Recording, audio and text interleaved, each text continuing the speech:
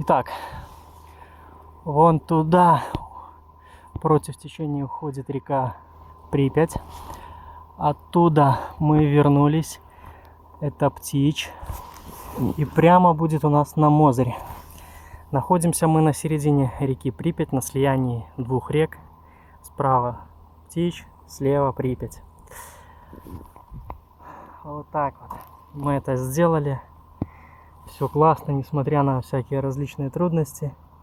Мы прошли этот рубеж. Теперь осталось еще нагребсти до Мозыря. Это очень будет тяжело, потому что все же и река такая широкая, и в моменте усталость. Почему сказал, что река широкая? Все же на широкой реке как бы не такое течение, как же на узких. В общем, пробираемся.